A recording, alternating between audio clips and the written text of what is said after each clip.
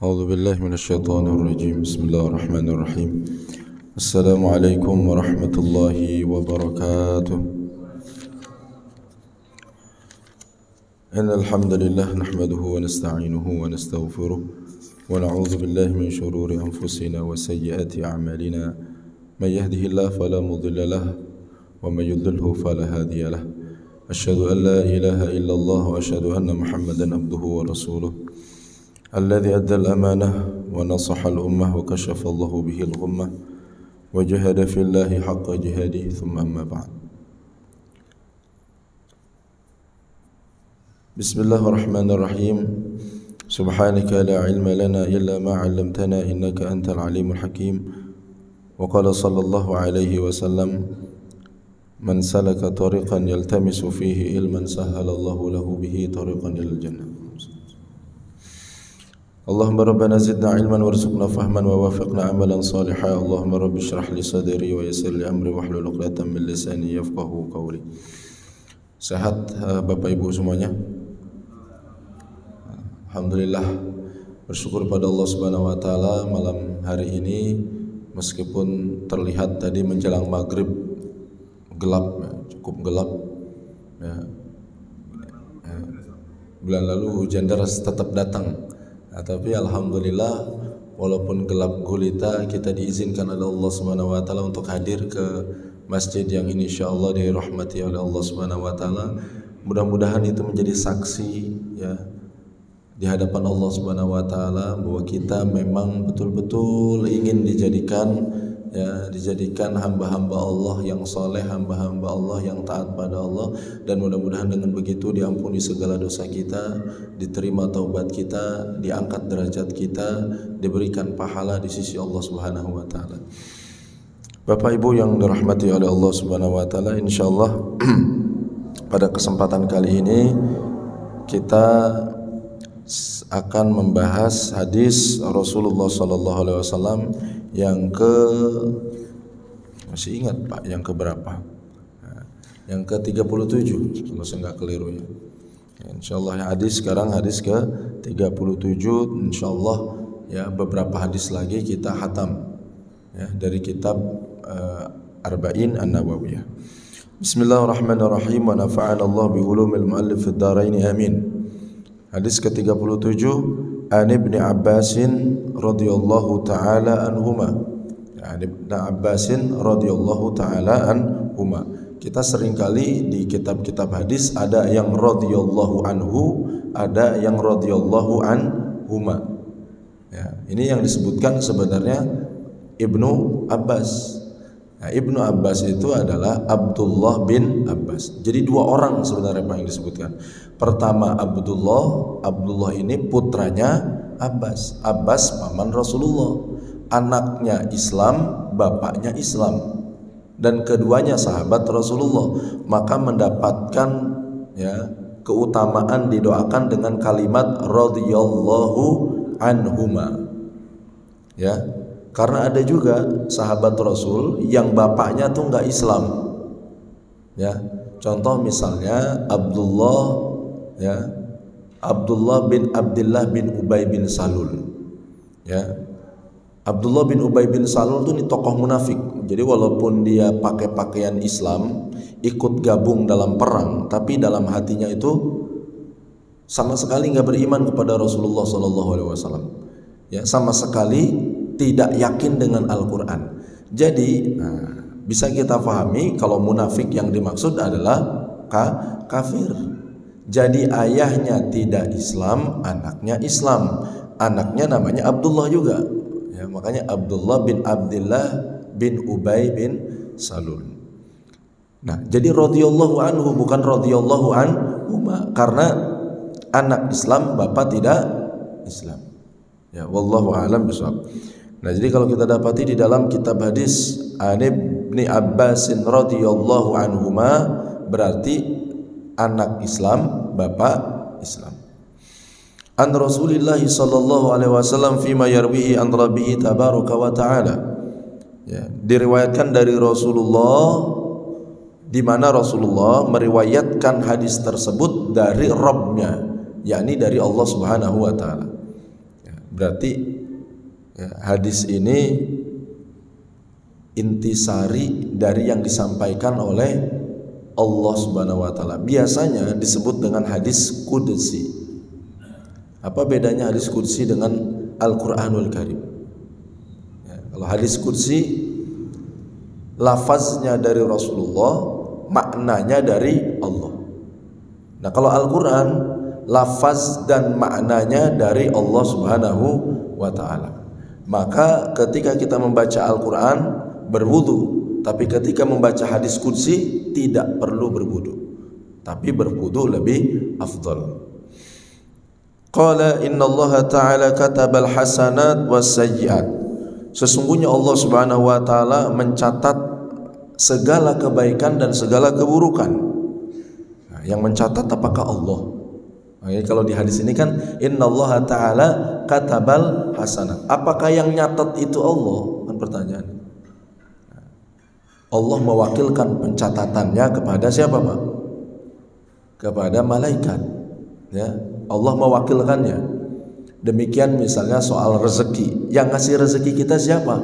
Allah. Tapi yang ngebagi-bagi rezeki itu siapa? Allah wakilkan kepada malaikat. Nah, yang kita kenal malaikat Mikail. Maka malakun muwakkal. Jadi malaikat itu adalah ya, makhluk Allah yang diberikan kuasa oleh Allah Subhanahu wa taala atas izin Allah untuk melakukan hal-hal ya, sesuai dengan tugasnya. Jadi kalau disebutkan di sini Allah Subhanahu wa taala mencatatkan segala kebaikan dan keburukan, bukan Allah yang nyatet. Allah nggak perlu nyatet. Ya Pak ya? Allah mah nggak bakal lupa. Terus ngapain dicatat? Ya, oleh Allah dalam pengertian dicatat oleh para malaikat, karena nanti ada hari di mana kita akan melihat rapot kita, Pak. Ya, anak-anak kita kan sekolah, Pak. Ya, setiap semester itu ada laporannya.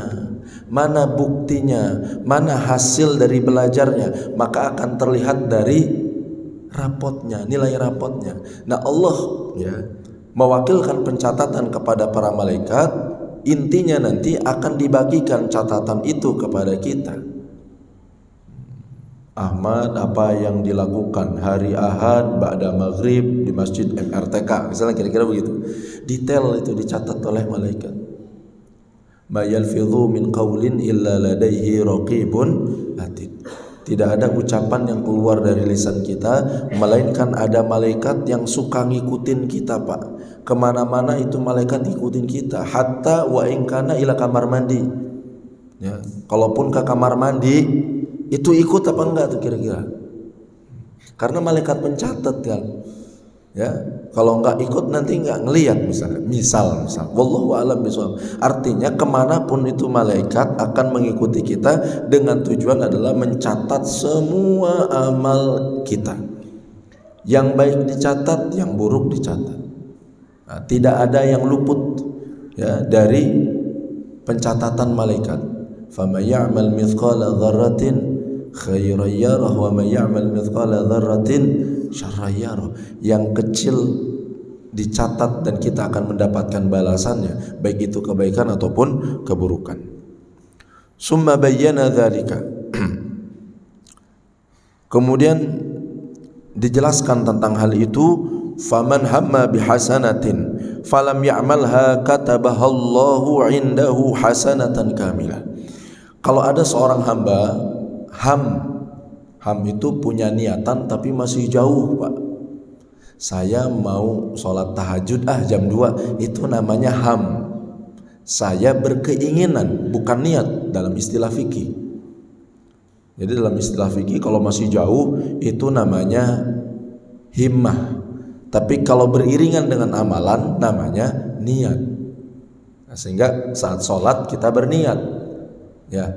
Tapi kalau masih jauh amalannya itu makanya namanya himmah.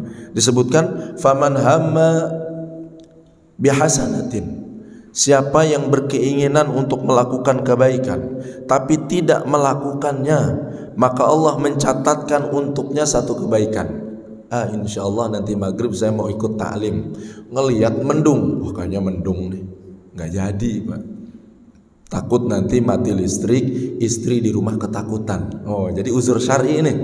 Ya, khawatir istri ketakutan, khawatir anak ketakutan nanti mati lampu. Ayo udahlah, nggak apa-apalah, Allah tahu niatan saya. Nah, kira-kira begitu ya.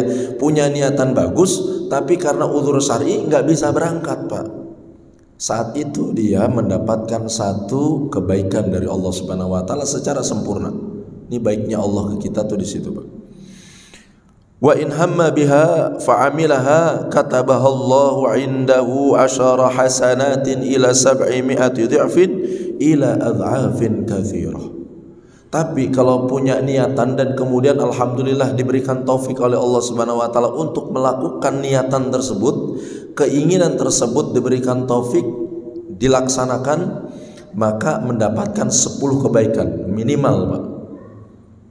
Minimal. Itu 10 kebaikan itu minimal. Bahkan bisa dilipat gandakan jadi 700 kali lipat atau lebih dari itu. Tidak terhingga, kita nggak pernah tahu.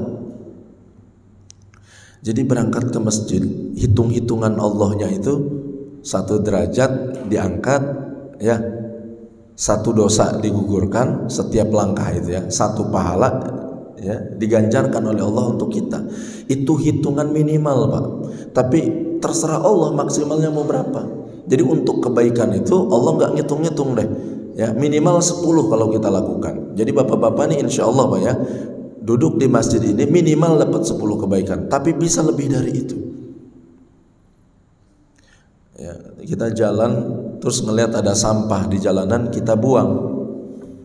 Itu amal soleh atau bukan, Pak? Amal soleh. Kalau kita mau hitung-hitungan, berarti itu 10 kebaikan. Tapi kan Allah nggak gitu, Pak. Imam Ibnu Athaillah As-Sakandari bahkan beliau menyampaikan dalam bait-bait hikmahnya bahwa justru amalan yang tidak diingat-ingat oleh kita, amalan soleh yang kita anggap remeh, justru itu yang bisa jadi nilai pahalanya besar karena tingkat keikhlasannya tinggi. Ya, kita udah lupa tuh melakukan kebaikan itu. Ada ranting di jalan kita rapihin, cuman geser doang gitu, Pak, biar orang nanti di jalan, ya, motor itu nanti nggak kehalangan ranting gitu doang. Kita anggap itu bukan amal soleh, tapi di sisi Allah itu amal soleh yang bisa dilipat gandakan 700 kali lipat, bahkan lebih dari itu. Nah, oleh karena itu mumpung hidup nih kita, Pak, mumpung masih hidup, ya, Pak, ya, maka beramal soleh sebanyak-banyaknya, karena kita tidak pernah tahu Allah melipat gandakannya jadi berapa. Ya. Sedekah wakaf ke masjid MRTK, sedekah ke masjid MRTK. Kalau Jumatan gitu kan, misalnya ada keropak gitu lewat, kita masukin tuh 5.000. Biasa kalau 5.000, 2.000 nggak kepikiran, Pak. Iya. Tapi kalau udah masukin 50, pas pulang dari masjid 50, ya coba tadi 5.000. Berat. Jadi kita nggak tahu tuh.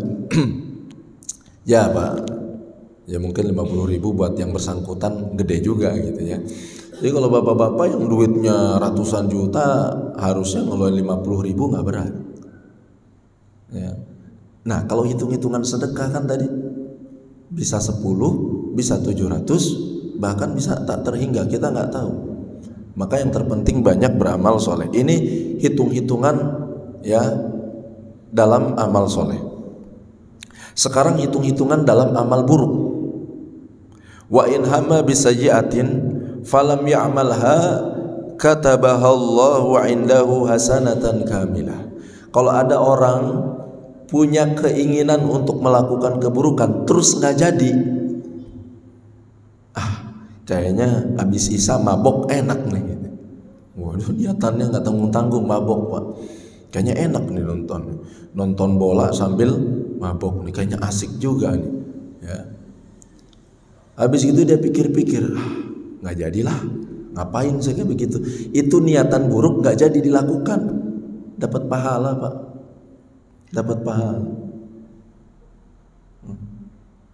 Kayaknya jam 10 kemarin habis reunian, misal bapak-bapak ketemu reuni SMP tahun 87, wah, tahun 83. ketemuan lagi Pak. Ya kan udah bapak-bapak, udah ibu-ibu, tapi kebetulan ketemu dengan perempuan yang dulu dia suka. Nah, jadi akhirnya CLBK, cinta lama belum kelar. Bagaimana kalau saya kelarkan hari ini? Jadi dia punya niatan untuk bertemu dengan teman reuniannya. Nah, kebetulan teman reuniannya belum nikah ataupun sudah ditinggalkan oleh suaminya. Aduh, kebenaran nih. Ya. Ada indikasi perempuannya juga mau. Jadi ini godaannya besar Pak. Tapi alhamdulillah nggak jadi. Kenapa nggak jadi? Teringat wajah istri di rumah, teringat anak-anak di rumah. Ya Allah, astagfirullahaladzim. Niatan buruk itu nggak jadi dilakukan, maka dapat 1 pahala. Saya bayangkan, kita yang bikin niatan buruk, kita yang nggak jadi, kita dikasih pahala sama Allah. Gimana nggak baik Pak Allah? Ya. Kemudian wa in hamma biha fa'amilaha katabahallahu sayyi'atan wahidah. Kalau ada orang punya keinginan buruk dan dilakukan keburukan tersebut, ya Allah ngebalasnya cuma 1 Pak.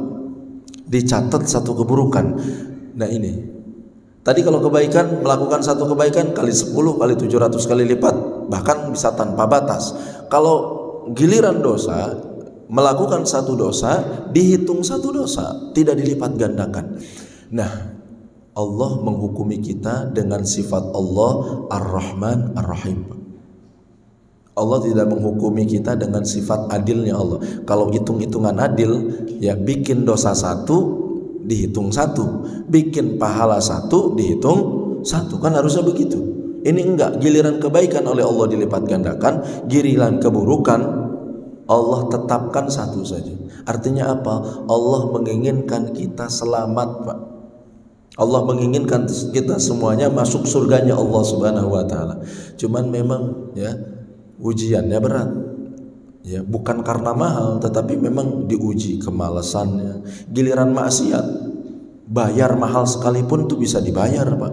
Kalau maksiat, taat ini Pak, ke masjid gratis, sholat 5 waktu nggak pakai bayar, gitu ya. Tapi berapa banyak orang yang mau sholat 5 waktu?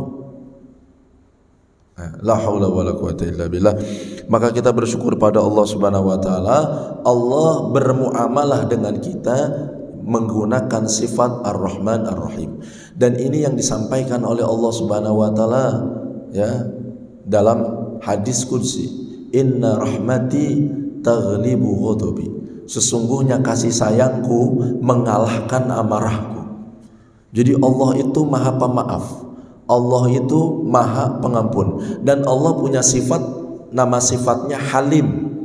Halim itu orang itu dikasih ulur waktu, nggak langsung dibalas oleh Allah Subhanahu wa taala. Lam yu'ajjil bil uqubah. Jadi Allah tidak langsung menghukum orang tersebut. Dia maksiat, mabok, nggak langsung oleh Allah dibalas. Dia judi, nggak langsung dibalas oleh Allah Subhanahu wa taala. Ya, dikasih waktu dulu oleh Allah, barangkali besok taubat, barangkali lusa taubat, barangkali minggu depan taubat. Makanya ketika kita melakukan kemaksiatan Pak, nggak langsung tuh oleh Allah dibalas. Kenapa? Karena Allah tuh Halim. Beda dengan kita Pak. Kalau kita disakiti oleh tetangga kita, oleh saudara kita, ya kita langsung balas bawaannya. Allah nggak begitu. Allah sayang kepada kita. Inna rahmati taghlibu ghadabi. Sesungguhnya kasih sayangku mengalahkan amarahku. Makanya di suratul Fatihah kalau kita ikut madhab Imam Syafi'i, Bismillah bagian dari Al-Fatihah. Ya, Bismillah bagian dari Al-Fatihah menurut madhab Imam Syafi'i. Makanya baca Bismillahnya jahar. Makanya menurut Imam Syafi'i wajib membaca Bismillah itu jahar, karena Bismillah bagian dari Al-Fatihah. Nah, di Al-Fatihah Pak, itu sifat Ar-Rahman Ar-Rahim diulang 2 kali Pak. Bismillahirrahmanirrahim, Alhamdulillahirabbil alamin, Ar-Rahman 2 kali. Dari sifat Allah yang 99 yang kita ketahui di ayat Al-Quran, hanya Ar-Rahman Ar-Rahim yang diulang-ulang. Ya, sifat Allah Al-Malik ada, tapi sekali saja. Al-Muntakim nggak ada di Al-Fatihah. Al-Muntakim Allah Maha Membalas. Al-Jabbar ada nggak Pak di Al-Fatihah? Nggak ada.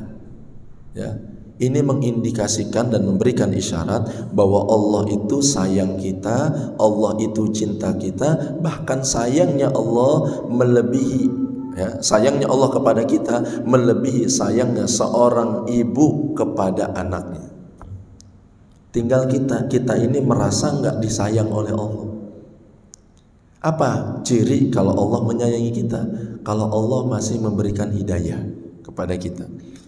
Ya, kalau Allah mengizinkan kita untuk bersujud kepada Allah, maka Allah masih sayang ke kita, Pak. Jadi ukurannya bukan materi.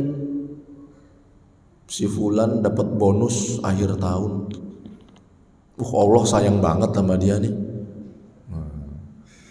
Ya, dapat undian lagi.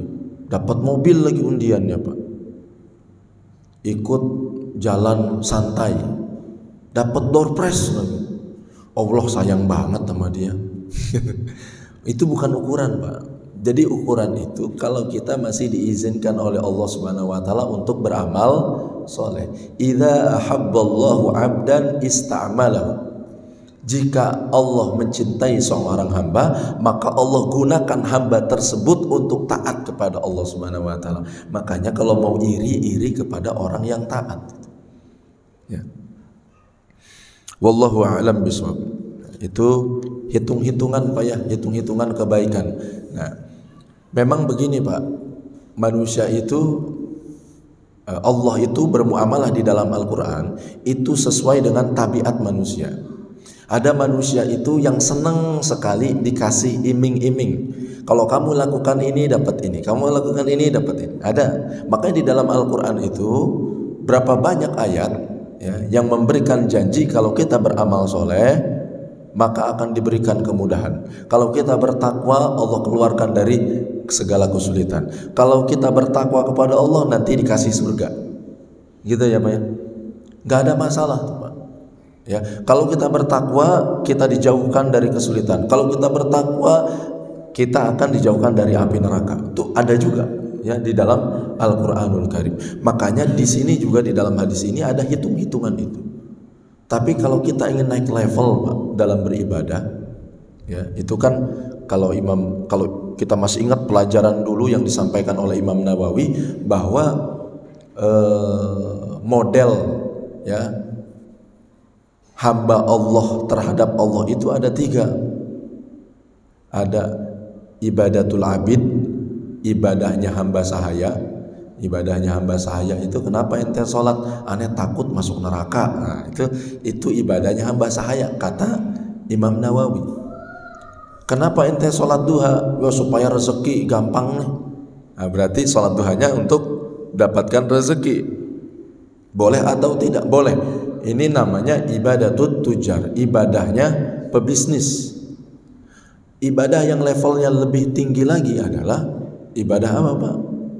Ya, nggak mikirin macam-macam. Ibadatul anbiya wal mursalin, para nabi dan rasul. Ketika ditanya kenapa sholat tahajud ya Rasul, engkau sudah dijamin masuk surga, engkau sudah diampuni segala dosa, ngapain lagi sholat tahajud lama-lama? Kalaupun sholat tahajud ya udahlah kul ya lah, kira-kira begitulah ya. Ini mah enggak Rasulullah Pak. 100 ayat di Al-Baqarah rakaat pertama tuh. Masya Allah, lama Rasulullah SAW berdiri di dalam sholat malamnya. Apa kata Rasulullah? Afala akunu abdan syakura. Tidak bolehkah aku menjadi hamba Allah yang bersyukur? Nah, tapi kalau kita niatannya karena Allah semuanya, takut neraka kan karena Allah, ingin dimudahkan rezekinya juga mintanya ke Allah. Nah ini kata Imam Nawawi masih masuk dalam kategori ikhlas. Masih kategori ikhlas. Nggak ada masalah, nggak apa-apa. Jadi hitung-hitungan pahala. Jadi kita nih pengen banget hitung-hitungan sama Allah gitu ya Pak ya. Wah ini aneh kalau ngaji per huruf kan katanya 10 kebaikan. Nah aneh sekarang target 1000 kebaikan. Dihitung sama dia huruf-hurufnya tuh. Ya kan hitung-hitungan banget tuh sama Allah tuh. Gitu ya. Boleh atau tidak? Ya sah-sah aja Pak. Tapi lebih afdol adalah hadis ini hanya untuk ya mengetahui bahwa Allah itu memang penyayang. Setelah itu kita beramal udah nggak usah mikirin itu lagi. Nah, levelnya pengennya sih kita naik ke level para wali, para anbiya, para rasul, ya. Bahkan beribadahnya itu nggak mikirin surga sama sekali. Kayak Rasulullah, apa kepikiran surga, Pak? Enggak. Bersyukur kepada Allah Subhanahu wa taala, syukur. Nah, tapi kita yang masih berharap surga juga nggak apa-apa, toh surga juga milik Allah Subhanahu wa taala. Wallahu a'lam bishawab. Qala At-Tabari, Imam At-Tabari menyampaikan wa fi hadzal hadits tashihu maqalihi man qala.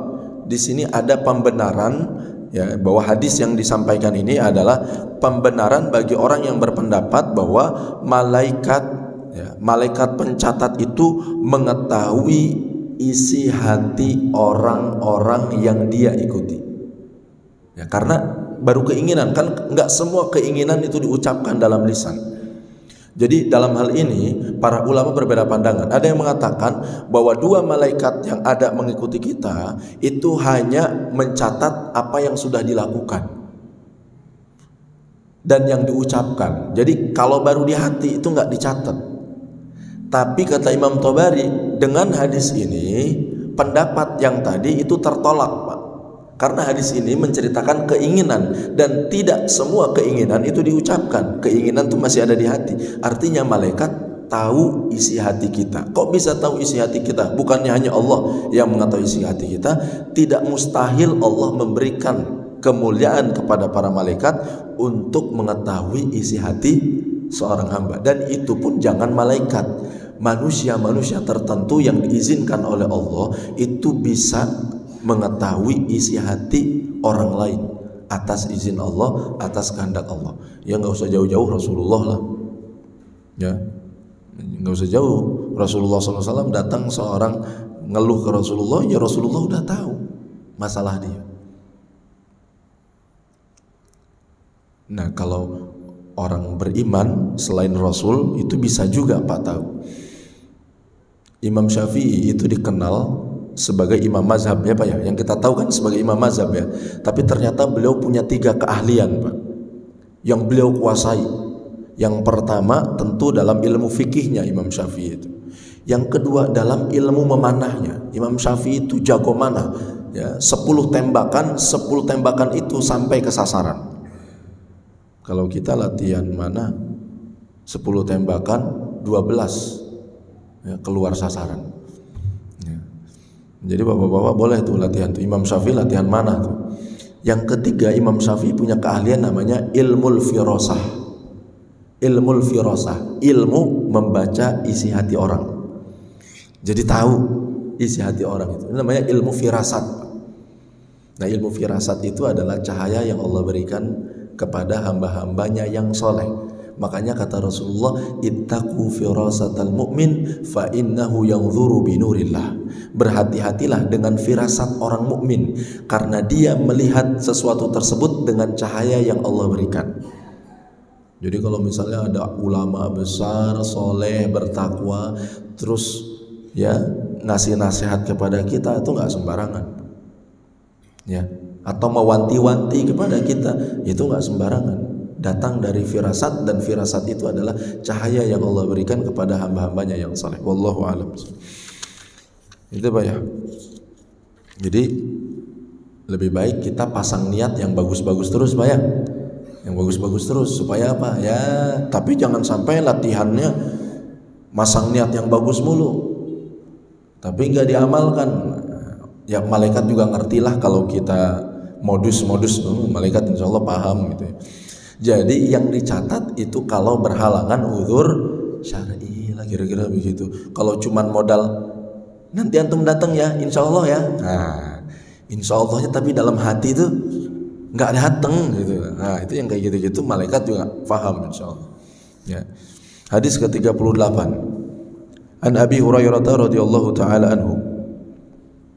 Qala Rasulullah sallallahu alaihi wasallam, inna Allah taala qala, sesungguhnya Allah Subhanahu wa taala berfirman. Berarti ini hadis qudsi Pak ya. Man 'ada li waliyan faqad adzantuhu bil harbi. Nah, siapapun yang memusuhi waliku. Nah, wali ini apa yang dimaksud? Imam Nawawi menyebutkan al-muradu huna bil wali al-mu'min. Yang dimaksud dengan wali dalam hadis ini adalah orang beriman.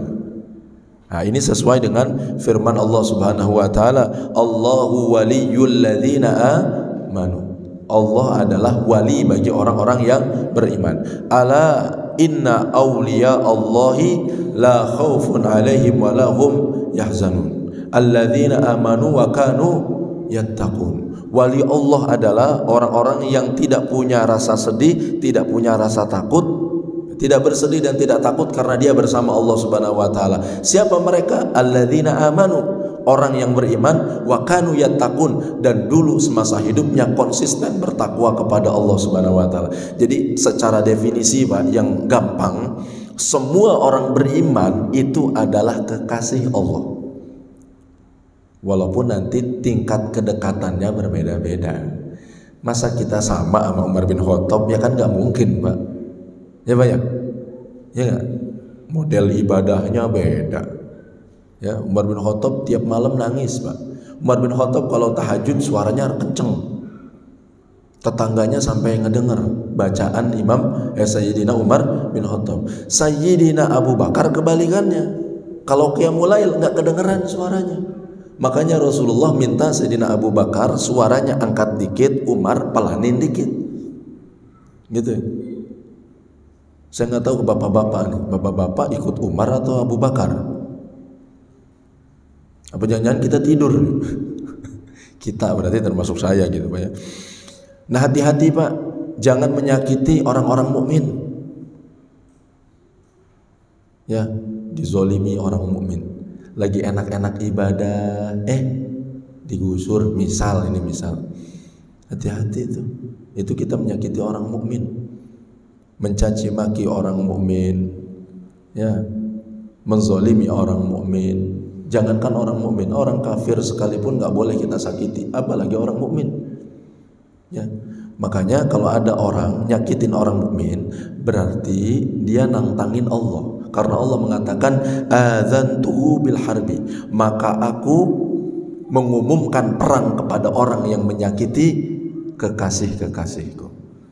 Nah, jadi tergantung. Cuman kekasih ini macam-macam levelnya Pak. Ada yang kekasih tapi ya masih agak jauh-jauhan, tapi ada yang kekasih betul-betul dekat. Oh ini yang paling bahaya, kalau disakiti itu pasti kena laknatnya lebih cepat. Ya, kena laknatnya pasti lebih cepat. Nauzubillah. Nah, siapa mereka? Pertama para nabi dan para rasul. Jangan sakiti mereka. Sekarang nggak ada nabi dan rasul. Ya, maka siapa? Para pewaris nabi, yaitu ulama. Ya, al ulama'u warathatul anbiya. Kalau kita menyakiti para ulama, sama halnya kita dengan menyakiti Allah Subhanahu wa taala. Para ulama yang zuhud, yang bertakwa kepada Allah, yang mengamalkan ilmunya, setiap malam dia taqarrub kepada Allah, basah lisannya dengan memuji Allah Subhanahu wa taala, pagi-paginya dizolimi, disakiti. Nggak terima Allah, nggak perlu doa tuh ulama, Allah langsung balas orang yang menyakitinya. Nah, makanya hati-hati. Kita nggak pernah tahu Pak, siapa di antara kita yang hadir di masjid ini yang tingkat kedekatannya dengan Allah itu paling dekat. Jadi nggak ada jaminan nih, misalnya saya karena saya di sini ada di depan baca hadis gitu ya, terus saya paling dekat sama Allah. Enggak juga Pak. Kita nggak pernah tahu. Dulu di masa Rasulullah SAW, Rasul itu menyampaikan bahwa banyak orang itu tidak diperhitungkan, bajunya acak-acakan, rambutnya acak-acakan, tapi dia waliullah, kekasih Allah. Lau aqsama 'ala Allah la barrahu. Kalau dia berdoa kepada Allah pasti diijabah. Ya Pak ya. Makanya kalau ada orang mimpin doa, kita ikut Pak. Kenapa? Jangan-jangan dia waliullah gitu. Karena kita berdoa, dosa kita banyak nih, kita terhijab. Oh dipimpin doa kita yakin saja jangan-jangan yang bersangkutan waliullah, sehingga doa kita lebih cepat dikabul oleh Allah Subhanahu wa ta'ala.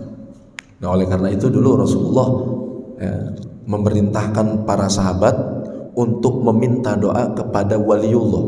Siapa waliullah yang disebut? Sayyidina Uwais Al-Qarni. Ya. Uwais Al-Qarni itu hidup di masa sahabat, tapi nggak pernah ketemu Rasul. Karena nggak pernah ketemu Rasul, jadi nggak bisa masuk dalam kategori sahabat. Tapi kata Rasulullah, kalian kalau ketemu Uwais Al-Qarni, ya ciri-cirinya dia dulu pernah punya penyakit kulit, ya, sembuh, tapi ada sisa sedikit penyakit kulitnya. Dia datang dari Yaman dan dia dimuliakan oleh Allah karena berbakti kepada ibundanya. Kalau dia datang, minta doa kepada dia. Bayangkan, para sahabat suruh minta doa kepada Uwais Al-Qarni. Nah, siapa yang minta? Salah satunya adalah Umar bin Khattab. Tentu kita tahu Umar bin Khattab yang jelas lebih mulia. Tetapi ini contoh bahwa kita nggak pernah tahu. Jangan-jangan ada orang-orang tertentu di sini yang kita tidak anggap justru dia kekasih Allah. Oleh karena itu, jangan pernah menyakiti siapapun orang-orang yang beriman kepada Allah Subhanahu wa Ta'ala. Wa ma taqarraba ilayya 'abdi bi syai'in ahabba ilayya mimma iftaradtuhu alaihi. Tidak ada seorang hamba mendekatkan diri kepadaku, ya, dengan amalan yang lebih aku sukai melebihi amalan wajib. Nah, ini maksudnya kalau kita mau taqarrub kepada Allah, ini awalnya kita jauh ahli maksiat, kita ingin hijrah. Nah, kalau baru hijrah jangan fokus ke yang sunnah dulu, Pak. Ya, ini kan kita baru hijrah nih. Udah fokus ke yang wajib dulu. Baru hijrah langsung tahajud misalnya 20 rakaat. Masa witir langsung 9 rakaat. Baca Al-Qur'an 5 juz. Ya, pagi-pagi lemes, zuhur lewat, asar lewat, maghrib lewat, kan kacau kayak begini. Maka orang yang baru hijrah jangan diajak yang berat-berat dulu, Pak. Ini metode dakwah dari Rasulullah. Kenapa? Karena Allah itu kalau ada orang yang awal jauh ingin mendekat pada Allah, Allah lebih senang dia mendekat dengan amalan yang wajib. Nah, kalau bapak-bapak, ibu-ibu sih insya Allah udah dari dulu amalan yang wajib dilakukan, maka kita naik level, tidak hanya mendekat, kita ingin menjadi kekasih Allah. Ya, karena tidak semua yang dekat menjadi kekasih, betul nggak, Pak? Ya, bapak-bapak dekat kan sama siapapun, tapi kan nggak semuanya jadi kekasih, betul nggak? Dekat dengan siapapun, tapi ada 1-2 saja yang akrab itu. Nah, maksud Allah, kalau kita mau mendekat cukup laksanakan yang wajib. Tapi kalau mau jadi kekasih Allah, disampaikan oleh Rasulullah, wala yazalu 'abdi yataqarrabu ilayya bin nawafil hatta uhibbahu. Dan hambaku terus menerus konsisten. Nah, syaratnya la yazal, terus menerus melaksanakan yang sunnah sampai kita nanti diangkat derajatnya oleh Allah menjadi kekasih Allah. Syaratnya istiqomah melaksanakan yang sunnah. Maksudnya istiqomah yang sunnah berarti yang wajib udah beres nih, Pak, ya. Yang sunnahnya istiqomah. Kalau yang sunnahnya bolong-bolong, kadang duha, kadang enggak, kadang tahajud, kadang enggak, ya ini sih belum sampai jadi kekasih Allah, Pak. Jadi kalau kita ingin jadi kekasih Allah, istiqomah terus. Oleh karena itu, dalam Islam, kalau amalan sunnah yang istiqomah kita jaga itu tertinggal, kita boleh mengqadha'nya, Pak. Ya, Pak, kita boleh mengqadha'nya. Contoh misalnya, bapak-bapak punya amalan setiap malam baca zikir la ilaha illallah 100. Ya, la ilaha illallah 100. Lalu kemudian salawat 100, istighfar 100. Tapi tadi malam kecapean, ketinggalan. Itu namanya hizib, Pak, ya. Jadi amalan yang kita konsistenkan, urutannya terserah kita masing-masing, itu namanya hizib. Karena capek nggak kita baca hizib kita, Pak. Kata Rasulullah, maka silakan diqadha dari ba'da subuh sampai zuhur, diqadha. Itu dikasih kesempatan untuk mengqadha. Kalau kita lakukan hal yang sama di pagi hari seperti yang biasa kita lakukan di malam hari, maka pahalanya disamakan oleh Allah seolah-olah kita melakukan di malam hari. Boleh, Pak, mengqadha itu. Ya. Bapak-bapak yang biasa sholat sunnah fajar, ya, sholat sunnah fajar kan lebih baik dibandingkan dunia dan seisinya, dan ini hukumnya sunnah, pahalanya besar. Datang ke masjid ternyata udah takbiratul ihram atau udah qomat, nggak ada waktu Pak, ya udah ikut aja sholat subuh. Setelah sholat subuh Bapak nggak usah ikut zikir, berdiri lagi langsung qadha sholat sunnah fajar. Bukannya kalau ba'da subuh itu waktu haram kalau melaksanakan sunnah yang bukan qadha. Ya, tapi kalau mengqadha boleh dilakukan langsung ba'da subuh. Ini madhab Imam Syafi'i. Ini Isya Pak, beres berarti. Mudah-mudahan kita jadi kekasih Allah banyak. Mudah-mudahan kita istiqomah melaksanakan yang sunnah-sunnah. Ini karena kita nggak lama lagi ini Pak kontrak kita di dunia nih. Ya, mungkin ada yang 63, 50, 70. Yang jelas masing-masing kita akan kembali mumpung masih hidup. Mudah-mudahan kita istiqomah di jalan Allah, mengamalkan amalan-amalan sunnah yang dicontohkan oleh Rasulullah SAW. Yang benar dari Allah, yang keliru dari pribadi saya. Subhanakallahumma wa bihamdika asyhadu an la ilaha illa anta astaghfiruka wa atubu ilaik. Wassalamualaikum warahmatullahi wabarakatuh.